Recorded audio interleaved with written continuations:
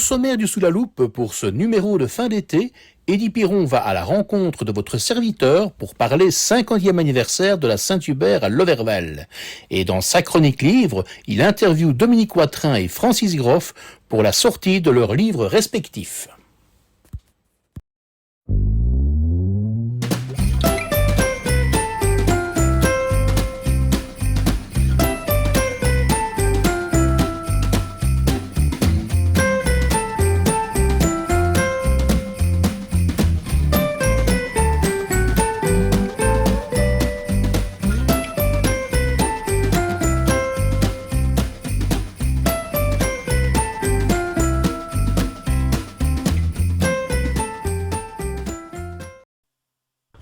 Tambour!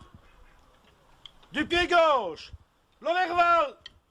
Nous sommes avec Pierre Caudron, le président de la marche Saint-Hubert de Loverval. Et puis Pierre Caudron, nous sommes ici dans un endroit un peu particulier puisqu'il s'agit de la place Brasseur à Loverval. Et c'est ici que, justement, on entend l'église, ça tombe bien. C'est ici qu'a été lancée, il y a 50 ans de cela, la marche Saint-Hubert de Loverval. Alors comment s'est créée cette marche? Il y avait un comité de jeux de balle-pelote ici sur la place Maurice Brasseur à Loverval, qui avait son lieu de rendez-vous qui était le café de la place. Et c'est de là un petit peu qu'est partie la marche Saint-Hubert de Loverval, puisque plusieurs membres de ce comité marchaient dans des marches voisines, Saint-Roland, etc., à l'Austrel, entre autres aussi, à la Saint-Roch-Saint-Frégo. Et donc ces gens, ces personnes sont venues une fois un jour trouver mon père et ont demandé s'il était intéressé de créer une marche à Loverval. Alors, justement, cette marche s'est créée à Loverval. Pourquoi avoir choisi Saint-Hubert, justement? Parce que c'est l'église Saint-Hubert, tout simplement. Alors, évidemment, la fête de Saint-Hubert se déroule début novembre, mais c'est un peu trop loin dans la saison des marches folkloriques Montesson-Brenneuse. Et donc, du coup, on a choisi la date de l'ancienne fête de Loverval. Alors, 50 ans de marche, ça s'est créé, au début, ça a démarré doucement, j'imagine. Oui, je pense que la première année, il y avait exactement 14 personnes de Loverval. Donc la marche était constituée plutôt de renforts, mais il n'y avait que 14 personnes de Loverval. Alors comment cette marche a évolué au fil des ans? C'est une marche folklorique de l'Entresson-Brenneuse. On trouve de tout parmi les marcheurs. Il y a même des femmes d'ailleurs, je crois. Oui, c'est une particularité de Loverval, c'est-à-dire on s'est vite rendu compte qu'il y avait une évolution dans la société et donc les dames ont été demandeuses, je vais dire, pour dire de rentrer dans la marche. Et donc on a créé des pelotons de femmes. Il y a un peloton de vivandières, un peloton d'infirmières. Nous avons des cantinières, des porte-chapeaux, etc. Et c'est vrai que c'est une des particularités. Loverval est fort représenté au niveau des dames. C'est vrai que sur un plan historique, quand on s'intéresse un peu aux archives, comme ça on se rend compte qu'il y avait déjà un folklore lié à Saint-Hubert, mais il y a très très longtemps de cela. Alors c'est une marche qui a la particularité, elle voyage dans tout le village. Comment ça se passe concrètement? Oui. Les nombreux points d'arrêt? Tout à fait. Donc c'est-à-dire que le lieu de rendez-vous, le départ officiel, va-t-on dire, c'est l'église Saint-Hubert de Loverval, non loin de la place Maurice Brasseur, donc non loin d'ici. Et puis on fait un parcours. On parcourt plus ou moins tous les quartiers de Loverval. Loverval est quand même très étendu. Et on revient pour la rentrée du soir à l'église Saint-Hubert, rentrer le Saint-Patron. Alors, je pense aussi qu'il y a une retraite au flambeau en soirée. Il y a une retraite au flambeau, effectivement. Une retraite au flambeau qui a lieu donc après le bivouac. Une fois que il fait noir, aux environs de 21h, la retraite au flambeau démarre. Alors, avant de devenir président, vous avez été, j'imagine, un jeune marcheur. Vous êtes dedans depuis combien de temps aussi? Écoutez, on va fêter donc cette année-ci le 50e anniversaire de la marche, 50e sortie, et nous ne sommes malheureusement plus que deux qui allons avoir 50 ans de marche. Il s'agit de Philippe Marchal et de moi-même. Oui. Alors, ça fait combien de temps ça que vous êtes président? Quelques années. Je ne saurais. Et, le rôle d'un président d'une marche, qu'est-ce que... c'est essayer de faire respecter d'abord les traditions, le folklore, les us et coutumes propre à la marche Saint-Hubert de l'Overval. C'est d'essayer d'aplanir les conflits quand il y en a. C'est d'être intransigeant quand il le faut également. Il m'arrive de devoir appliquer des règles que je n'ai pas nécessairement votées, mais dans un comité, enfin en tout cas chez nous dans une ASBL, le conseil d'administration, je vais dire, édicte des règles et je suis obligé de les faire appliquer évidemment. Alors, ce qui est important, il y a la marche, bien sûr, le dimanche, c'est le premier dimanche de septembre. C'est bien cela. Donc, c'est toujours. Il y a beaucoup de gens qui pensent que c'est toujours le premier week-end de septembre. Mais non, c'est le week-end qui englobe le premier dimanche de septembre. Et ça fait toute la nuance, puisque c'est déjà arrivé que la marche ait lieu le 31, nous le 1er. Oui, alors il y a toute une série de festivités autour de la marche. Oui, c'est aussi une autre particularité à l'Overval, c'est que la marche est entourée de festivités. Donc non seulement c'est une marche folklorique, mais en plus c'est la fête du village, c'est la fête locale. Alors la marche, cette année, 50 ans, c'est-à-dire qu'on entame le 50e anniversaire. J'imagine qu'il y aura peut-être des événements tout au long de l'année, peut-être. Écoutez, on a essayé, bon, on sort d'une crise de la Covid, etc. Autre particularité, c'est qu'on va fêter non seulement notre 50e sortie, mais également notre 50e anniversaire. Puisque les intervalles en mathématiques, quand on marche la première année, c'est l'année 0. Quand on marche après un an, on marche pour la deuxième fois. Mais ici, ça coïncide, puisqu'on n'a pas marché une année à cause de la Covid. Eh bien, on rattrape, je vais dire, cet intervalle et on va marcher, donc 50e sortie, 50e anniversaire. Alors c'est une marche, j'ai envie de dire, privée, c'est une initiative privée, ce n'est pas comme par exemple à Sainte-Rolande qui finalement est là plutôt gérée par la commune. Comment voyez-vous l'avenir de la marche Saint-Hubert avec les mentalités actuelles? C'est toujours très difficile à dire. Moi j'espère que le 50e sera un départ, quelque part. Disons qu'après 50 ans, on peut dire qu'on est ancré maintenant, on est reconnu à l'extérieur également. On avait été toujours considéré comme une jeune marche. Là, on a fait une demande de reconnaissance au titre de société royale. Donc voilà, les choses évoluent, les choses sont en train de s'ancrer. Maintenant, les mentalités évoluent. Il y a de moins en moins de bénévoles. C'est toujours difficile de faire participer les gens. Les gens ne sont plus aussi impliqués. Et ça aussi, à l'Overval, c'est un peu ce manque de ciment, comme des vieilles marches, comme à Gerpine, etc., où les gens, à la moindre manifestation de la marche, les gens participent. Ici, moi je vous dirais qu'il y a des officiers de peloton qui ne sont même pas à la réunion de corps d'office qui précède la marche. Ça, c'est malheureux. Pierre Caudron, merci. Je vous en prie, merci.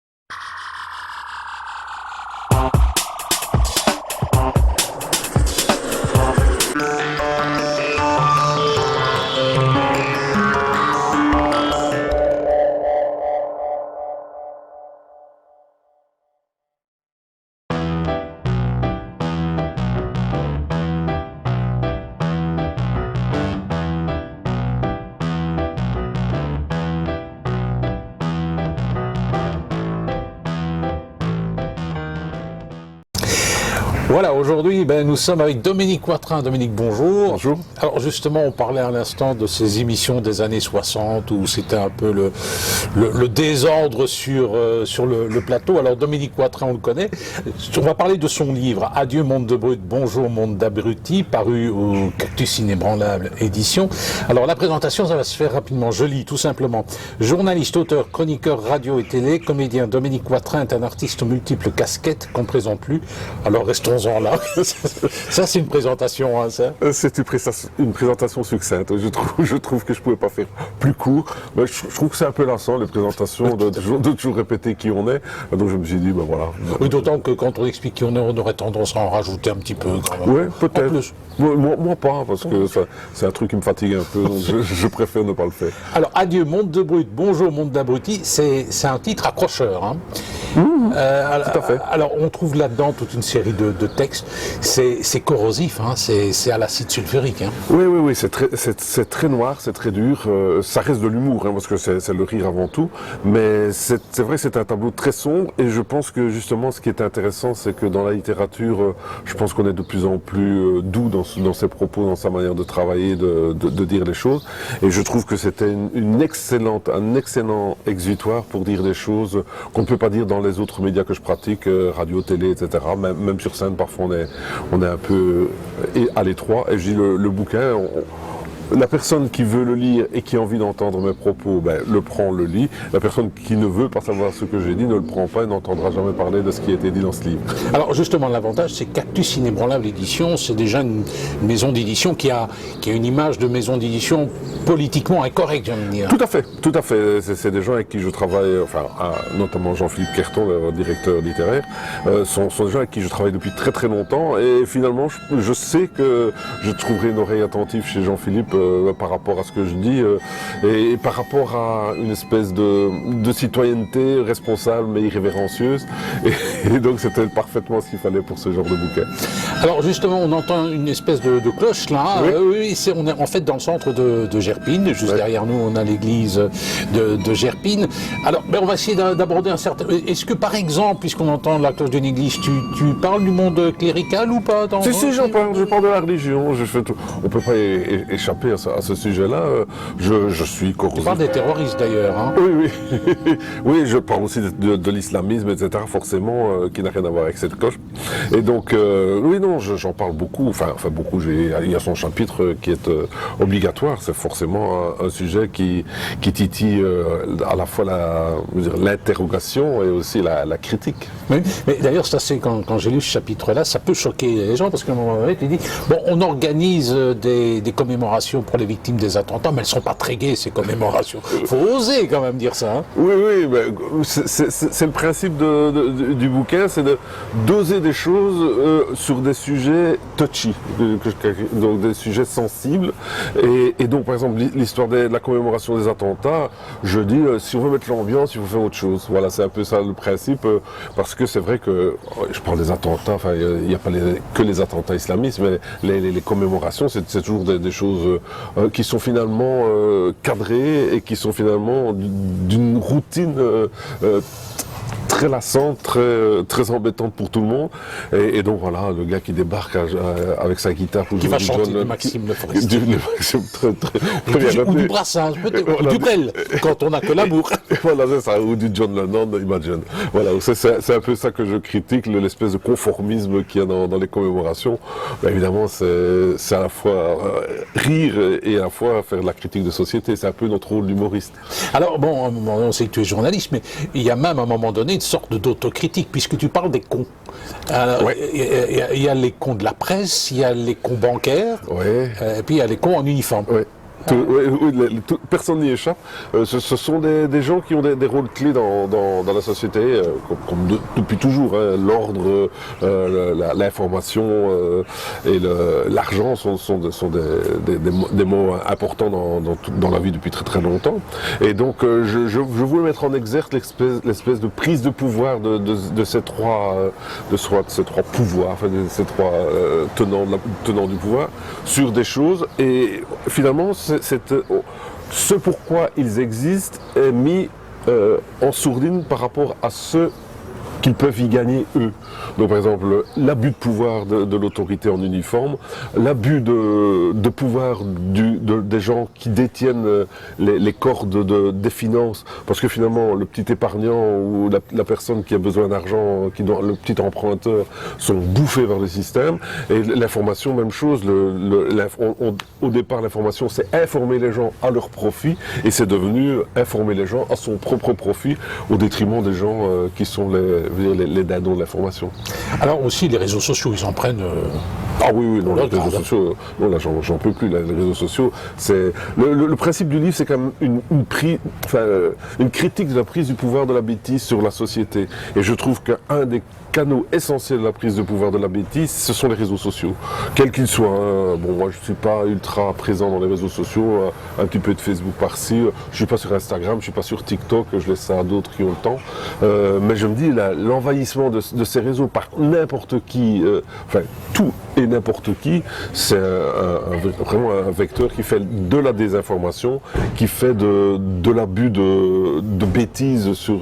Et finalement, on voit que le principe de l'influenceur, c'est quand même qu'il y a une prise de pouvoir des gens qui maîtrisent ces outils-là pour en faire n'importe quoi. Alors aussi en tant que journaliste, tu te lances quand même dans des théories économiques audacieuses. Il n'y a pas assez de chômeurs. Oui, c'est ça. Oui, non, mais c'est vrai, c'est encore... Le chômeur est rentable. Il ne pollue pas. Il ne pollue pas, puisqu'il ne bouge pas, il ne se déplace pas, il n'a pas besoin de grand-chose puisqu'il ne produit pas. Donc vraiment, je dis qu'il faut exploiter davantage le chômeur par rapport à ses capacités de ne rien faire. Alors cela dit, c'est dans le politiquement correct, dans ce livre, on n'est pas question. Hein. Non, pas du tout. Est-ce que c'est facile d'être politiquement incorrect ?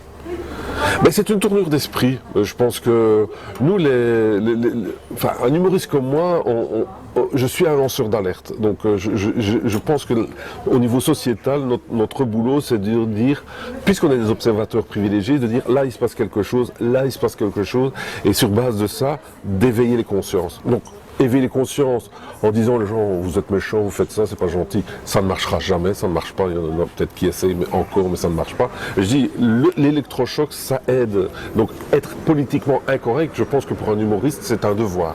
Aujourd'hui c'est un devoir de dire il faut se bouger et comme ça par le rire on peut réveiller les gens. C'est quand même triste que ce soit des humoristes qui soient obligés de le faire, peut-être pas des journalistes qui présentent des émissions. Ben oui, mais je pense que ça fait partie du glissement Bonjour monde d'abrutis, c'est un peu ça. Je veux dire que la presse elle-même a été gangrénée par des gens qui cherchent à faire du chiffre, qui cherchent à faire du clic, qui cherchent à faire des vues, qui cherchent à faire du tirage.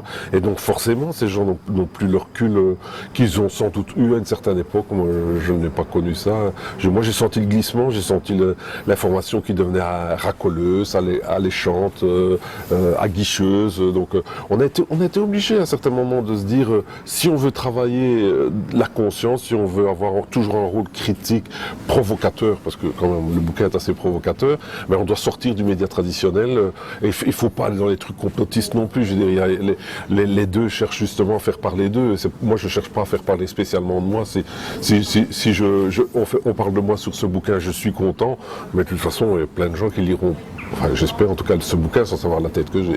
Oui, c'est vrai qu'au niveau de la structure, c'est assez sympa. C'est-à-dire que si on n'a pas le temps de le lire, on prend un chapitre, 3-4 pages, et ça y est. Oui, c'est fabriqué pour ça. C'est-à-dire qu'il a été écrit par chapitre, à chaque fois sur une thématique particulière, et puis à partir de ça, la lecture peut se faire par chapitre. On peut même les lire en sens inverse. Je veux dire, si on commence par un chapitre du bout et qu'on remonte, c'est pas de problème, parce que les chapitres sont détachés les uns des autres, et l'esprit est le même dans chaque chapitre. J'imagine que tu critiques les politiques aussi, non ? Bien sûr. C'est vos clients quand même. Mais je n'avais pas envie non plus qu'ils soient les seuls à être critiqués, parce que je trouve que c'est des cibles faciles, les politiques, parce que c'est des gens qui sont exposés, qui s'exposent, et il faut un courage pour s'exposer sur la scène politique, et en même temps, je dis, le gars qui pollue dans sa rue n'est pas moins méprisable qu'un homme politique qui ne fait pas son taf correctement. Donc je pense qu'à tout niveau,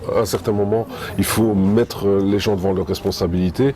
Et je parle du pollueur, j'ai un chapitre sur ce que j'appelle la coopération développement, le commerce équitable.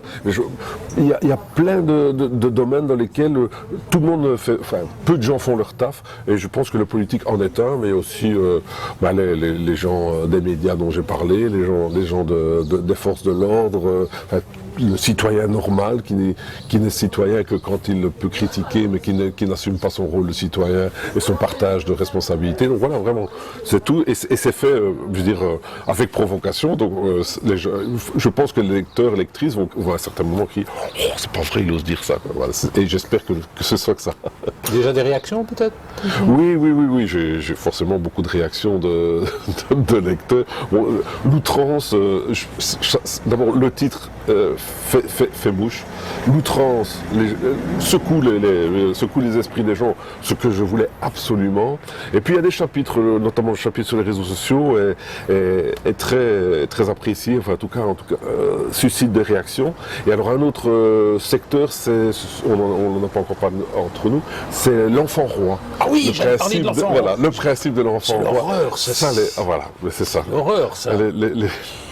Les gens disent, ben oui, c'est vrai. Et moi, j'ai envie d'entendre ça, et je l'entends régulièrement. Les gens disent, mais tu y vas fort, mais c'est vrai. Ah oui, quand ils ont réussi leur CEB, là, c'est... Ah oui. Sur Facebook. Oui, c'est ça. Et donc notamment, je ne connais plus le titre exact du chapitre, mais le chapitre sur l'enfant roi, c'est quelque chose de comment couvrir la médiocrité de votre enfant sur les réseaux sociaux quand vous avez un enfant stupide ou quelque chose comme ça. Et donc je donne des solutions, des solutions de réponse pour justifier l'échec d'un enfant un échec qui est injustifiable évidemment. Alors ça passe par il était dans une mauvaise classe, il a trop de facilité, il est trop intelligent, enfin voilà, je fais ce topo-là, et ça les gens se disent c'est vrai, c'est un chapitre qui m'avait... Quand on lit ce livre qui est absolument fabuleux, on se rend compte quand même que on est tous des abrutis, non, quelque part. Oui, je suis tout à fait d'accord, on est tous des abrutis, dans deux sens, on est tous des abrutis de quelqu'un, on trouve toujours quelqu'un qui peut nous prendre pour un abruti à juste titre ou à mauvais titre, mais enfin qui peut nous trouver. Et puis on a tous des thématiques sur lesquelles nous sommes des abrutis. Moi, je reconnais mon incompétence sur plein de domaines, et donc dans ce domaine-là, je suis un abruti. L'importance pour survivre, c'est de reconnaître et de se rendre compte qu'on est un abruti dans quelque chose. Et le principe actuellement, c'est que les gens, ils ont un avis sur tout. On a eu ces longs chapitres, j'ai pas envie de revenir en détail là-dessus, mais du Covid. Tout le monde savait ce qui se passait, alors que personne n'avait entendu parler du Covid, personne n'avait jamais entendu qu'il existait des épidémiologistes, des virologues et tout ça. Les virologues sortent de terre miraculeusement, ils ont des avis qui sont discutables et ils le disent eux-mêmes et ils le savent eux-mêmes, et puis on voit fleurir des épidémiologistes, des virologues amateurs, mais qui contredisent l'avis des professionnels, des gens qui sont scientifiques, qui font ça depuis 20 ans, parce que tout le monde a raison. Et je dis, ça c'est le sommet de la bêtise, c'est le sommet de l'abruti. Il nous manque un peu d'humilité finalement. De l'humilité et de la conscience de ses limites. Moi, je fais ce boulot-là. Quand je vais chez mon garagiste, il me dit c'est une durite. Je dis c'est une durite, voilà. Et je ne commence pas à faire une thèse sur la durite. Je n'y connais rien. Mais dans l'épidémie de Covid, les gens avaient des gens avaient des théories à développer en faisant, enfin, on a tous vu ça, en faisant des procès à qui bougeait le petit doigt. Cela dit, le Covid, ça a été une bonne période pour toi, parce que finalement, ce bouquin, il a quand même été... Ah oui, il est abouti durant la période de Covid, mais forcément, on s'est retrouvé avec un peu plus de liberté, puisque moi, je partage les casquettes, comme dit en quatrième de couverture. Donc, je fais de l'écriture, je fais aussi de la scène. La scène s'est mise en été noir, mais ça m'a donné l'occasion de faire de l'écriture. Et je suis ravi d'être arrivé au bout, parce que je pense que si j'avais continué ma frénésie frénésie de scènes et de médias, j'aurais peut-être pas réussi à le terminer. Alors la suite de ce bouquin, éventuellement un spectacle ou pas? C'est fini ou c'est terminé? J'y pense. La grosse question que je me pose, c'est sur combien d'années les vérités qui sont dites vont être toujours pertinente et d'actualité. Donc ça, je n'en sais rien. Je ne l'ai pas trop ancré exprès dans la période, je veux dire, dans le temps X, dans le temps actuel. Je voulais vraiment que ça soit le plus intemporel possible, le plus universel possible. Donc peut-être un petit one-man autour de cette affaire-là, mais je pense que ça va faire grincer dans les rangs des spectateurs. Ben, pourquoi pas, hein, c'est le but. Hein. Dominique Watrin, adieu Monde de Brut, bonjour Monde d'Abruti, paru chez Cactus Inébranlable, édition Dominique, merci. Merci aussi de m'avoir accueilli.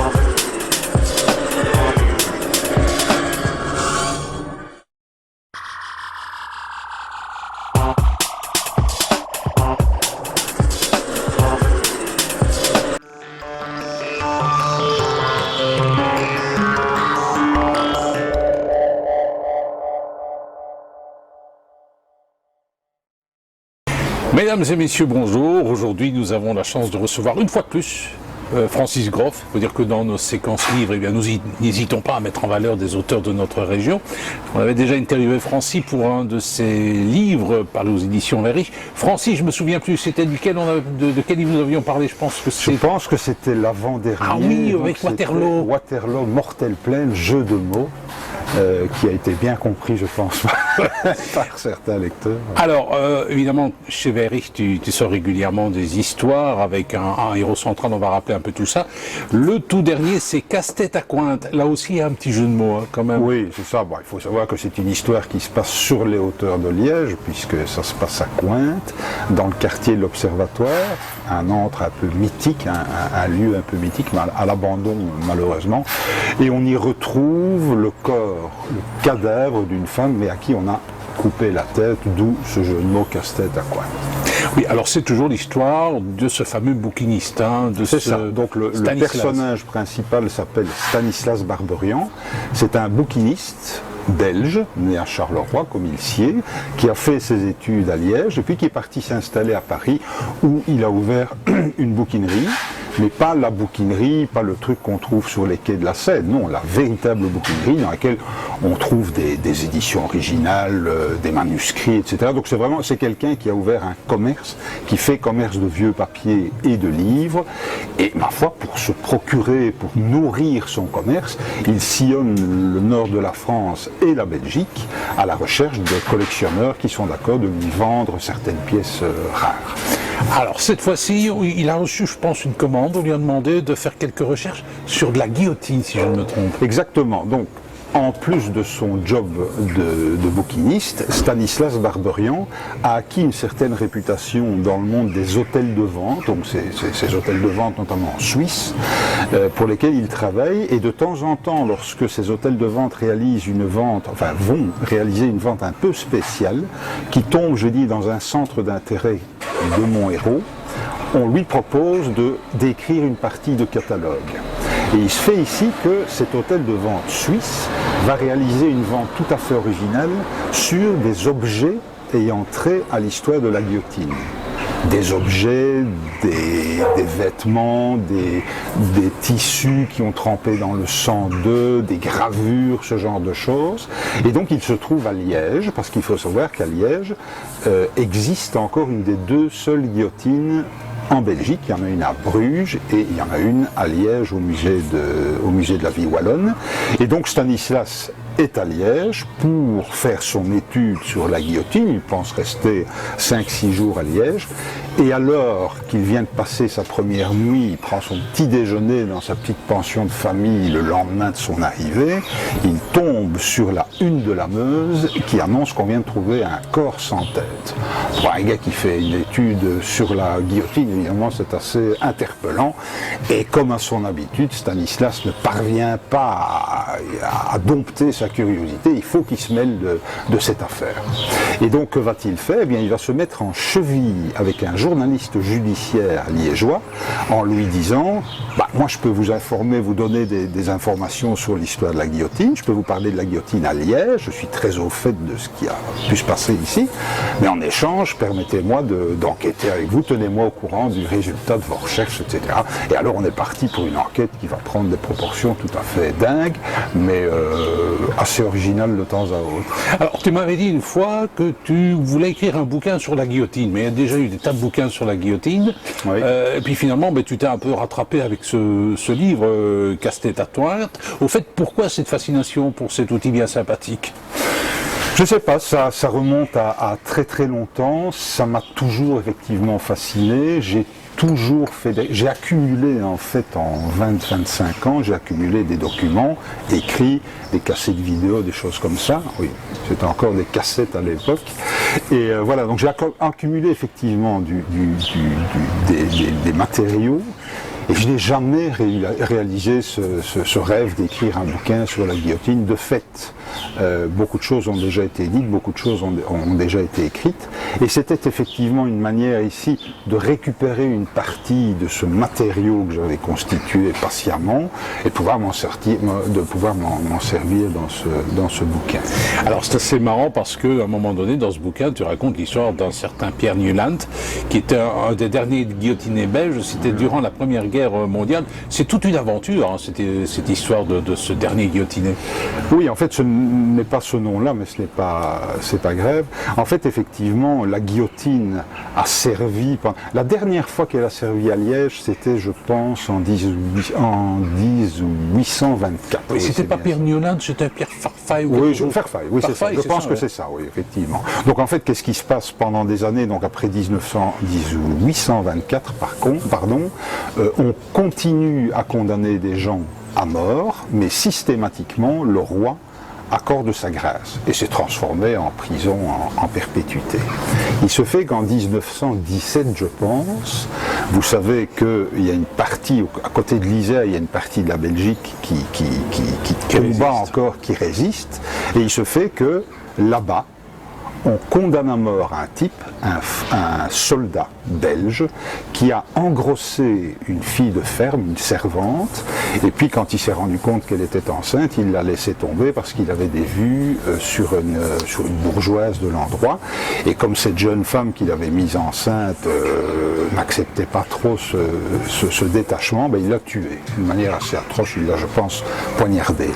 On est en 1917, le crime paraît tellement atroce, en plus commis par un militaire, ce genre de choses. Là, le gars a été condamné, et là, le roi a refusé de donner sa grâce. Alors, il fallait une guillotine, évidemment, pour trancher la tête de ce type qui se trouvait à l'Isère. Donc, on s'est interrogé en se disant, est-ce qu'il restait un monsieur chargé de la guillotine à Liège? Est-ce qu'on va lui demander de venir? Ah oui, mais il devait traverser les lignes ennemies, donc ça n'allait pas. Pas moyen non plus de prendre sa guillotine et de l'amener là-bas. Donc c'est finalement monsieur de Paris, qui avait déjà, je pense, 405 exécutions à son palmarès. C'est monsieur de... Oui, c'est un homme qui a beaucoup tranché. C'est monsieur de Paris est venu... C'était pas Deibler, c'était déjà pas lui ou... Non, je pense que c'est... Je ne sais plus. Peu importe. Et le gars est venu de Paris avec ses aides dans des conditions épouvantables. Ils ont été bombardés, ils ont dû traverser un champ de bataille, enfin bref. Ils sont arrivés là-bas, ils n'ont pas pu, parce que les combats faisaient rage, ils n'ont pas pu guillotiner immédiatement. Ils ont dû passer une nuit dans la boue, dans des conditions vraiment infernales. Et de fait, c'est un Français, c'est monsieur de Paris qui a guillotiné le dernier guillotiné belge. Alors, justement, l'avantage, on découvre aussi le quartier de Cointe. Et tu l'expliques dans ton livre. En fait, c'est un quartier qui est ouvert au public, mais qui n'est pas public. Peut-être nous expliquer un peu J'ai l'impression que c'est un monde à part, c'est un monde parallèle, le quartier de Pointe à Liège. On se croirait un peu à Knock. C'est un endroit tout à fait particulier. Donc pour ceux qui connaissent, on voit la gare Calatrava. Et au-dessus, derrière cette gare Calatrava, il y a une colline qui s'appelle la colline de Cointe, sur laquelle on a une église et un monument interallié qu'on voit de l'autoroute. Enfin, c'est un truc hyper connu. Et de fait, sur 42 hectares se trouve un parc. Donc c'est un parc privé. On aurait dit à une certaine époque un lotissement, mais ce n'est pas ça. C'est un parc privé qui a été morcelé et qui appartient à ses propriétaires. Donc s'il y a, j'invente, 70 ou 80 villas, il y a 70 ou 80 propriétaires. Et ces gens s'occupent de tout. Donc on est dans une partie privée, ça veut dire qu'ils s'occupent de l'entretien de la voirie, ils s'occupent des eaux usées, ils s'occupent de fournir l'électricité, ce genre de choses. Mais ce n'est pas ceinturé, comme dans certains coins des États-Unis ou du Brésil où on a... Non, ici c'est ouvert à tout le monde. On signale simplement que c'est un quartier privé, que donc voilà, il y a des choses qu'on ne fait pas. C'est un très beau quartier qui présente la caractéristique d'avoir... On y voit des villas de tous les styles. On a aussi bien la fermette brabançonne que la maison à colombage qu'on voit en Normandie, enfin ce genre de choses. Il y a des villas qui sont de véritables œuvres d'art. J'en ai vu une, j'ai cru d'abord que c'était une église, pas du tout, parce qu'il y avait des vitraux, pas du tout, c'était une maison qui a été construite dans les années 50, je pense, avec des vitraux tout à fait extraordinaires. La particularité de ce quartier de Cointe, c'est que s'y trouvent deux choses tout à fait précises et qui m'ont intéressé. D'une part, l'ancien observatoire de la Société astronomique de Liège, dépendant de l'université, qui est maintenant à l'arrêt, dans un état épouvantable, et d'autre part, un hôpital psychiatrique. Donc il y avait de quoi nourrir un peu mon imagination. Alors justement, on peut le signaler, le corps est découvert dans le cadre de quelques activités urbex. Voilà, c'est de l'urbex. Donc il y a toujours... Tu t'es intéressé un peu à l'urbex. Voilà. C'est aussi un monde à part. Hein. Exactement. J'essaye toujours dans mes bouquins de lancer un fil vers les lecteurs. À Waterloo, c'était l'histoire napoléonienne. Avant ça, c'était le folklore à Binche avec le carnaval, les Gilles, etc. Enfin bon, voilà. Et ici, j'ai choisi l'urbex. Pourquoi? L'urbex, c'est ce qu'on appelle donc l'exploration urbaine. Et c'est un sport qui est pratiqué de plus en plus pour l'instant, en Belgique, en France notamment. Et ça consiste à quoi? Ça consiste, pour des gens bien intentionnés, de s'introduire dans des endroits privés qui sont théoriquement à l'abandon, de s'y introduire mais en respectant certaines règles, donc on ne casse pas. C'est pas toujours le cas, mais disons qu'on s'introduit dans des endroits, on connaît ça dans la région de Charleroi, notamment avec des sites industriels désaffectés. Et là, en l'occurrence, c'est deux jeunes qui s'introduisent dans les sous-sols de l'observatoire de Cointe pendant la nuit, et on est une semaine après la deuxième inondation qui a eu lieu en juillet dans la région de Liège. Alors on termine tout doucement de planter le décor de ce livre, hein. Je laisse le téléspectateur le découvrir. Il y a un aspect qui est intéressant, que j'adore aussi, c'est l'aspect archive.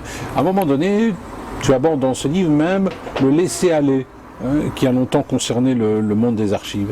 Exact. Donc il y a à Cointe, en plus des monuments dont j'ai parlé, il existe à Cointe un dépôt des archives de l'État, qui est un des plus gros dépôts en Belgique, 33 kilomètres de trucs d'archives linéaires, c'est absolument ahurissant. Enfin bon, donc j'ai eu la chance, des choses vont se passer dans ce centre, j'adore les archives, donc j'ai pu y aller, j'ai pu visiter les coins, les recoins, les coulisses, etc. Des choses vont s'y passer, et c'est à cette occasion que j'ai appris qu'il y a eu, et il y a encore maintenant, des trafics d'archives volées. Donc des gens qui font un trafic mais éhonté, qui se sont fait énormément d'argent avec ça. Et donc on est en train de le combattre maintenant. Et tout ce que je raconte est vrai. Il y a des gens maintenant qui, avec l'aide des archivistes, qui avec l'aide de la police, essayent de traquer les gens qui font du trafic d'archives publiques. Mais parfois on peut acheter de bonne foi une archive que l'on trouve, alors en principe c'est interdit, quoi.